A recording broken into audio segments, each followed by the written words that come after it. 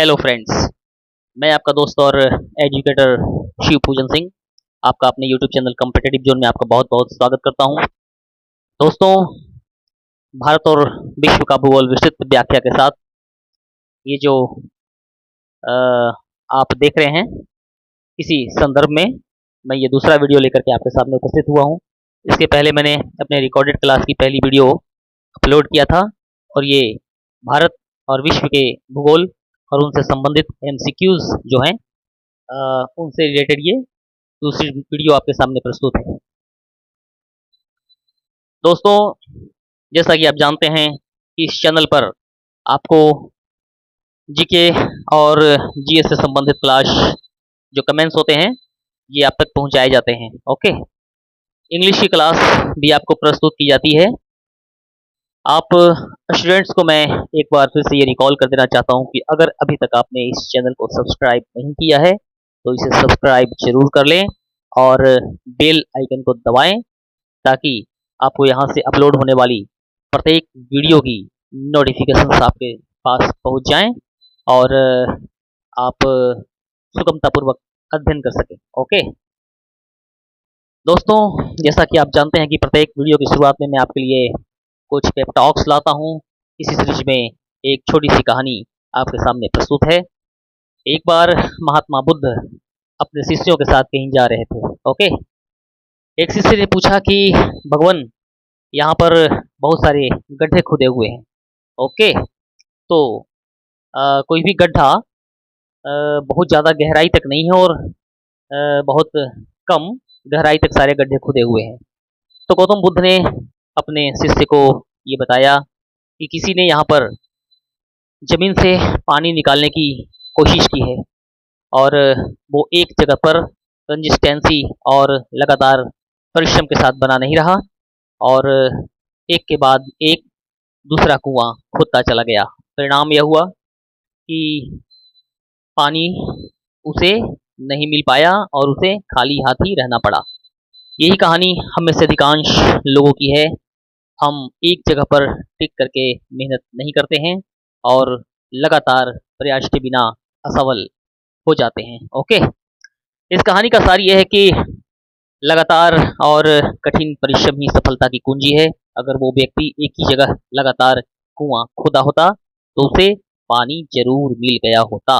Okay, तो बस ये छोटी सी कहानी आपको क्या प्रेरणा दे गई इसे आप स्वयं जान गए होंगे और इस पे आप विचार करें और मेरे इस चैनल के साथ जुड़ करके अपनी अद्यतन तैयारी को जारी रखें, क्योंकि मैं जो ही वीडियो यहाँ से कमेंट्स करता हूँ वो एक अद्यतन जानकारी और सिस्टमैटिक पैटर्न और परीक्षोपयोगी तथ्यों से भरे और लॉन्ग डिटेल्स व्याख्या के साथ परिपूर्ण होते हैं। ओके, तो आइए शुरू करते हैं।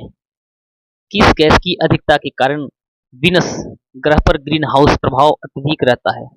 ओके, वीनस वीनस ग्रह प्रिंट है ये।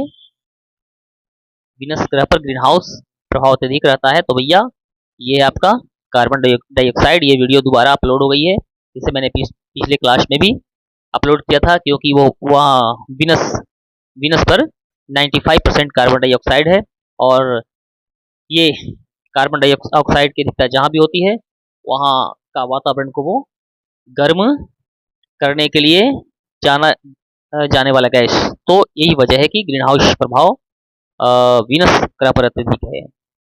पृथ्वी पर दिन और रात का कारण क्या माना गया है? कौन सी गति? पृथ्वी का अक्ष पर घूर्णन। ओके, पृथ्वी जब अपने अक्ष पर घूमती है तो ये 24 आवर में 24 घंटे में घूम जाती है और एक दिन और रात 24 घंटे के अंदर पूरे हो जाते हैं। पृथ्वी 24 घंटे में एक बार अपने अक्ष पर घूमती है। इसके कारण पृथ्वी के एक भाग में प्रकाश दिन होता है, जो सूर्य के सामने जो भाग आता है वहां पर दिन हो जाता है और दूसरे भाग में अंधकार रात होती है। यह घूर्णन पश्चिम से पूरब दिशा की ओर होती है।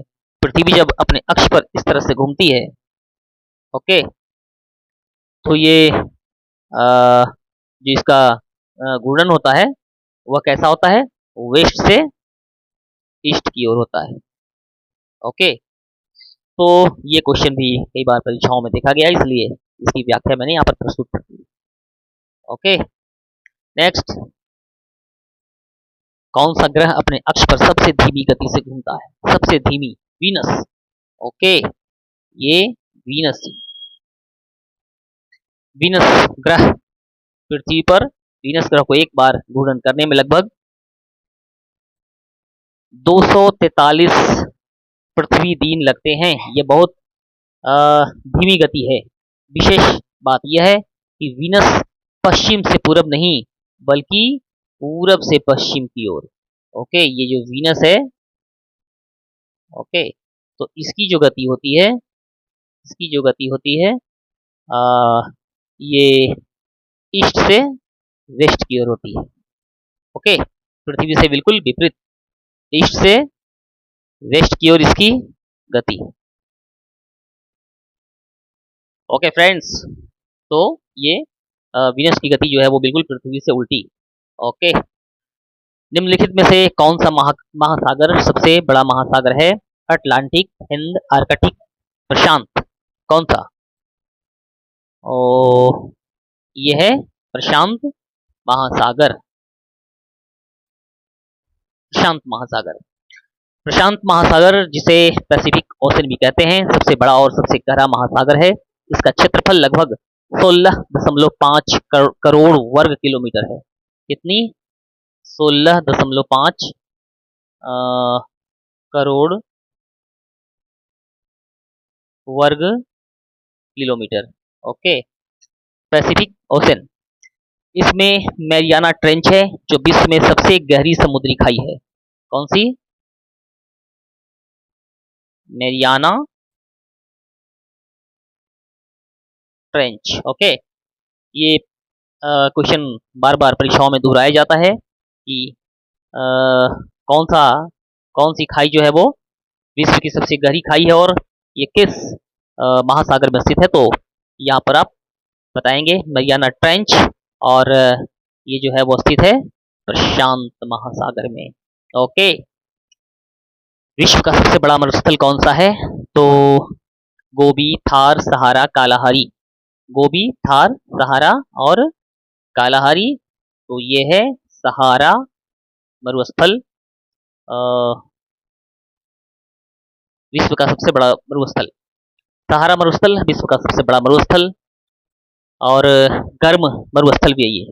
ओके, जो उत्तरी अफ्रीका में स्थित है। कहाँ? नॉर्थ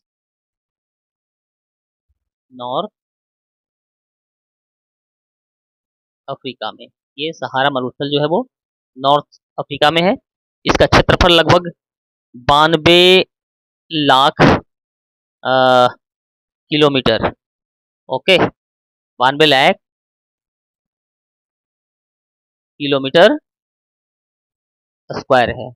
ओके, यह मरुस्थल बहुत गर्म और शुष्क होता है, परंतु इसके कुछ भागों में जीवन और हरियाली भी है। तो north Africa 92 lakh kilometre square क्षेत्रफल और विश्व का सबसे गर्म मरुस्थल होने का इसे व्यवस्था प्राप्त है। ओके, भारत की सबसे बड़ी झील कौन सी है? कौन सी है भारत की सबसे बड़ी झील? चिल्का झील। चिल्का झील। ओके, हाँ, चिल्का झील कहाँ है? ये ओडिशा। भारत की सबसे बड़ी खारे पानी की झील भी है। ओके, कैसी झील है ये? खारे पानी की झील है, और जो ओडिशा राज्य में स्थित है, यह समुद्र से जुड़ी हुई एक लेगून झील है और पक्षियों की हजारों प्रजातियां यहाँ सर्दियों में जो है वो प्रवास करती है। यह एक रामसर स्थल भी है। क्या ये? रामसर प्लेस भी है ये, चिल्का झील। तो इन तथ्यों को आप ध्यान रखेंगे। रामसर पैलेस क्या होते हैं और भारत में रामसर स्थलों की संख्या कितनी है, इस पर मैं एक विस्तृत व्याख्या वाली वीडियो बहुत जल्द ही अपलोड करूंगा। आप उसका अद्यतन अध्ययन करेंगे जो बड़े ही उपयोगी होंगे। ओके फ्रेंड्स, पृथ्वी पर सबसे अधिक वर्षा कहाँ होती है? मौसिनराम, चेरापूंजी, मौसिनराम और मेघालय। तो ये है मासिन राम। ओके, यहीं पर सबसे अधिक वर्षा होती है पृथ्वी पर, पूरे पृथ्वी पर। मासिन राम जो है वो मेघालय राज्य में स्थित है। कहाँ है ये मासिन राम जो है? मेघालय राज्य में स्थित है। विश्व का सबसे अधिक वर्षा वाला स्थान, यहाँ औसतन 11,870 mm। ओके, 11,870 mm वर्षा होती है। इससे पहले यह रिकॉर्ड चेरापूंजी के नाम से था, जो उसके निकट ही स्थित है। पहले चेरापूंजी में ये रिकॉर्ड था, अब जो है वो ये मसीनराम, ओके, मेघालय के मसीनराम में अब जो है वो ये रिकॉर्ड चला गया। यहाँ जो है वो ये रिकॉर्ड बारिश होती है।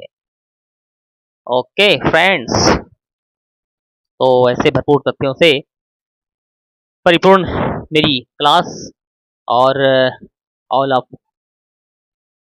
You are enjoying this class very much, और आप बड़े ही खूबसूरती से इन विस्तृत व्याख्याओं का अध्ययन कर रहे हैं। पृथ्वी के कुल जल में पीने योग्य ताजे जल की मात्रा लगभग कितनी है? ये बहुत ही कम इसकी परसेंटेज होती है, मात्र 2.5%। ओके, पृथ्वी के कुल जल का लगभग 97.5% तो जल खारा है, जो महासागरों में है। ओके, कितना? 97.5% जल जो है वो किसका है?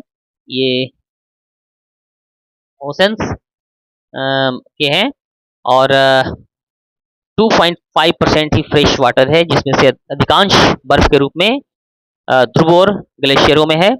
और पीने योग्य पानी की उपलब्धता जो है वो मात्र 1% है। ओके, 1% जल ही जो है वो जो हमारे पीने के काम में आता है। ओके, कौन सी पर्वत श्रृंखला भारत को तिब्बत से अलग करती है? अरावली, विंध्य, हिमालय या सतपुड़ा? यह है हिमालय पर्वत, जो कि भारत को तिब्बत से अलग करती है। हिमालय पर्वत श्रृंखला भारत को तिब्बत से भौगोलिक और सांस्कृतिक रूप में अलग करती है। यह प्राकृतिक सीमा का कार्य करती है, और यहाँ की ऊंचाइयाँ 8,000 मीटर से भी अधिक है। यह मानसून को भी प्रभावित करती है। ओके, कौन सी पर्वत श्रृंखला भारत को तिब्बत से अलग करती है? नेक्स्ट रिपीटेड क्वेश्चन, भारत की किस नदी को दक्षिण की गंगा कहा जाता है? बहुत ही महत्वपूर्ण क्वेश्चन। रेलवेज और स्टाफ सिलेक्शन कमीशन की विभिन्न परीक्षाओं में इन क्वेश्चंस को बार बार रिपीटेशन में देखा गया है। गोदावरी को दक्षिण की गंगा भी कहते हैं। गोदावरी नदी जो भारत की दूसरी सबसे लंबी नदी है गंगा के बाद, लगभग 1465 किलोमीटर। ओके, 1465 किलोमीटर गोदावरी की लंबाई है, और इसे दक्षिण गंगा के नाम से जानते हैं। इसका उद्गम नासिक, कहाँ पे? नासिक से ये निकलती है, महाराष्ट्र, और यह कहाँ जाकर गिर जाती है? बंगाल की खाड़ी में। Okay, the bay of Bengal. Okay, यहाँ पे गिरती है। विभिन्न नदियों के अपवाह तंत्रों के बारे में भी हम अध्ययन करेंगे, तो ये पाएंगे कि कौन सी नदी कहाँ पे गिरती है। इनसे बहुत सारे क्वेश्चन राइज किए जाते हैं। ओके दोस्तों, जितनी मेरी क्लासेस होती है, इनके टॉपिक जो होते हैं, उन्हें मैं MCQs के रूप में रखता हूँ, ताकि ये जब आप इन्हें देखें तो विभिन्न तथ्यों के साथ साथ इनका आपको इस तरह से आप इनका स्टडी करें, जैसे एग्जामिनेशन में पूछे जाते हैं, तो बाहर से सेट प्रैक्टिस की आवश्यकता नहीं पड़ती। कौन सा ग्रह नीला ग्रह कहलाता है? तो ये है हमारी पृथ्वी। जब हम अंतरिक्ष से जाकर के देखते हैं तो ये नीली दिखाई पड़ती है। पृथ्वी को नीला ग्रह, ब्लू प्लैनेट भी कहा जाता है, क्योंकि इसका लगभग 71% भाग जो है वो जल से ढका हुआ है। अंतरिक्ष से देखने पर जो है वो ये बिल्कुल नीले रंग की दिखाई देती है, क्योंकि जल नीली रोशनी को परावर्तित करती है, इस वजह से ऐसा दिखाई देता है। किस गैस की उपस्थिति पृथ्वी को जीवन के लिए उपयुक्त बनाती है? कौन सी? तो ये तो सबों को पता होगा, ऑक्सीजन। क्यों? गैस ये जो ऑक्सीजन गैस जो है जीवों में श्वसन क्रिया के लिए बहुत महत्वपूर्ण है। ये वायुमंडल में लगभग कितने परसेंट? 21% ऑक्सीजन पाई जाती है। इसके साथ नाइट्रोजन जो है, नाइट्रोजन 78% वातावरण को संतुलन प्रदान करती है। ऑक्सीजन के बिना जीवन संभव नहीं है। सबसे ज्यादा मात्रा में 78% नाइट्रोजन पाए जाते हैं, 21% ऑक्सीजन, और इसके बाद बाकी के गैस। पृथ्वी की सबसे बाहरी परत को क्या कहते हैं? मेंटल क्रस्ट, आंतरिक कोर, मेंटल क्रस्ट, आंतरिक कोर या कोर? ये है कोर। ओके, तो पृथ्वी की सबसे बाहरी परत जो है वो क्रस्ट है। पृथ्वी की सबसे ऊपरी परत और यह पत्थर व खनिजों से बनी होती है। महाद्वीप और महासागर इसी परत पर स्थित होते हैं। क्रस्ट पर इसकी मोटाई समुद्र से लगभग 5 से 10 किलोमीटर, ओके, 5 से 10 किलोमीटर होती है, जबकि महाद्वीपों में इसकी ऊंचाई 30 से 50 किलोमीटर तक होती है। ओके, इन तथ्यों को ध्यान रखेंगे। भारत का कौन सा राज्य सर्वाधिक वन आच्छादित क्षेत्र रखता है? मध्य प्रदेश, अरुणाचल प्रदेश? तो ये तो है कौन? मध्य प्रदेश। ओके, कितना परसेंट? मध्य प्रदेश। भारत में कुल वन क्षेत्रफल की दृष्टि से मध्य प्रदेश पहले स्थान पर है। यहाँ सघन, मध्यम एवं खुले विभिन्न तरह के वन पाए जाते हैं। वन क्षेत्रफल प्रतिशत के हिसाब से अरुणाचल प्रदेश और मिजोरम आते हैं, परंतु कुल क्षेत्रफल के हिसाब से ये मध्य प्रदेश ही है। अरुणाचल प्रदेश और मिजोरम। ओके,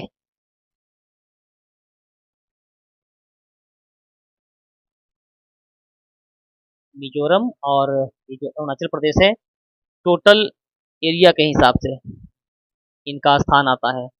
ओके, सबसे पहले अरुणाचल प्रदेश, इसके बाद मिजोरम का स्थान आता है। ओके, टोटल एरिया की बात करें तो, लेकिन अगर सर्वाधिक वन आच्छादित क्षेत्र तो ये मध्य प्रदेश ही है। बाल्कन ऑफ इंडिया किसे कहा जाता है? किसे कहा जाता है? बाल्कन ऑफ इंडिया उत्तर पूर्व भारत को कहा जाता है। ओके फ्रेंड्स, क्यों कहा जाता है? भारत के उत्तर पूर्वी राज्यों की उनकी जनजातीय विविधता, भौगोलिक जटिलता और राजनीतिक परिस्थितियों के कारण बाल्कन ऑफ इंडिया कहा जाता है। जैसे यूरोप के बाल्कन का क्षेत्र है, वैसे ही हिंदुस्तान में उत्तर पूर्व भारत का क्षेत्र जो है वो उसी से मिलता जुलता क्षेत्र, इसलिए इस क्षेत्र को बाल्कन ऑफ इंडिया के नाम से जानते हैं। ओके, नेक्स्ट, भारत का सबसे ऊंचा जलप्रपात कौन सा? कुंचिकल, कुंचिकल फॉल्स। कर्नाटक में शिमोगा जिले में स्थित कुंचिकल फॉल्स की कुल ऊंचाई लगभग 455 मीटर है, जो इसे भारत का सबसे ऊंचा जलप्रपात बनाता है। ओके, भारत में सर्वाधिक तापमान किस स्थान पर दर्ज किया गया है? जैसलमेर, चूरू, फलोदी या गंगानगर? कहाँ पे?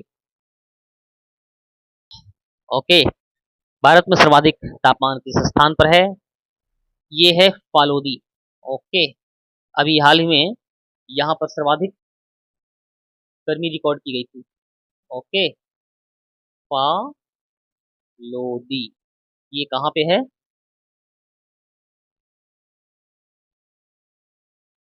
ये राजस्थान में है। और 19 मई, कब? 19th ऑफ मई 2016 को यहाँ पर क्या किया गया था? रिकॉर्ड 51 डिग्री सेंटीग्रेड जो है तापमान यहाँ पर रिकॉर्ड की गई थी। तो इसीलिए फलोदी भारत में सर्वाधिक तापमान वाला जगह राजस्थान में।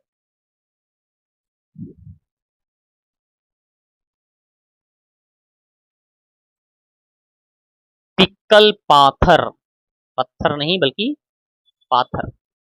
पिक्कल पाथर इसका स्थानीय नाम है नीलकंठ पर्वत, नंदा देवी, कंचनजंगा या K2। तो ये है K2। क्यों? K2 पर्वत को स्थानीय बल्टिस्तान में, ओके, ये बल्टिस्तान के लोग जो है वो बल्टिस्तानी भाषा में इसे पिक्कल पाथर कहते हैं, जिसका अर्थ है बड़ा पर्वत, बिग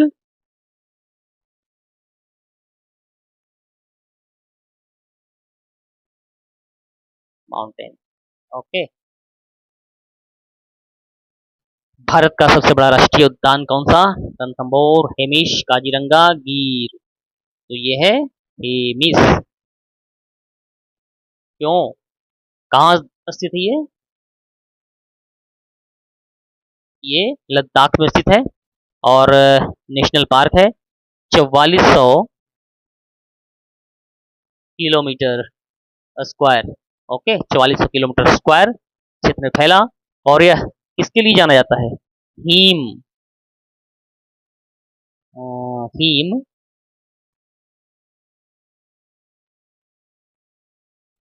तेंदुए के लिए जो है वो ये जाना जाता है, ओके। तो इसे याद रखें, हेमिश इन लद्दाख, 4400 किलोमीटर स्क्वायर क्षेत्र में इसकी स्प्रेडनेस, वाइड एंड लेंथ, और इसलिए प्रसिद्ध है। तो हिम तेंदुए के लिए ये प्रसिद्ध है। भारत की सबसे गहरी झील कौन सी है? मानस बल झील, ओके। मानस बल झील कहाँ? ये जम्मू कश्मीर की मानस बल झील की गहराई लगभग 13 मीटर है, जो इसे भारत की सबसे गहरी ताजे पानी की झील बनाती है, मानस बल झील। और फ्रेंड्स, आप यहाँ पर देख रहे हैं ये मिसप्रिंट हुआ था। तो रूरल कैपिटल ऑफ इंडिया इसे कहा जाता है। तो ये है जालना। कौन सा? जालना। महाराष्ट्र का जालना जिला अपनी कृषि आधारित अर्थव्यवस्था और बीज उत्पादन के लिए प्रसिद्ध है। ये जगह महाराष्ट्र में है और इसलिए इसे ग्रामीण राजधानी कहा जाता है। जालना कहाँ है? ये है महाराष्ट्र, ओके। महाराष्ट्र का ये एक जिला है और कृषि कार्यों के लिए ये जाना जाता है, इसलिए इसे रूरल कैपिटल ऑफ इंडिया के नाम से जाना जाता है। बहुत ही टिप क्वेश्चन और हाल के परीक्षाओं में इसे देखा गया है, तो आप इस पर ध्यान रखेंगे। It would be repeated in upcoming examinations. Bharat का सबसे बड़ा खाड़ी क्षेत्र कौन सा है? तो ये है बंगाल की खाड़ी, ओके। बंगाल की खाड़ी जो भारत के पूर्व में स्थित विश्व की भी सबसे बड़ी खाड़ी, और इसका क्षेत्रफल लगभग 21 lakh, okay, 21 lakh kilometre square, बहुत बड़ी। नीलगिरी की रानी किसे कहा जाता है? उटकमंड, कुन्नूर, कोडाइकनाल और पनमुड़ी। तो उटकमंड, उटकमंड जिसे ऊटी के नाम से भी हम जानते हैं, इसे नीलगिरी की रानी कहा जाता है। तमिलनाडु की नीलगिरी पर्वत श्रेणी में स्थित ऊटी को उसकी सुंदरता और ठंडी जलवायु के कारण नीलगिरी की रानी कहा जाता है। ये एक टूरिस्ट डेस्टिनेशन है और बहुत ही खूबसूरत जगह। भारत का सबसे पुराना तेल क्षेत्र कौन सा है? तो ये है डिगबोई, ओके, इन आसाम।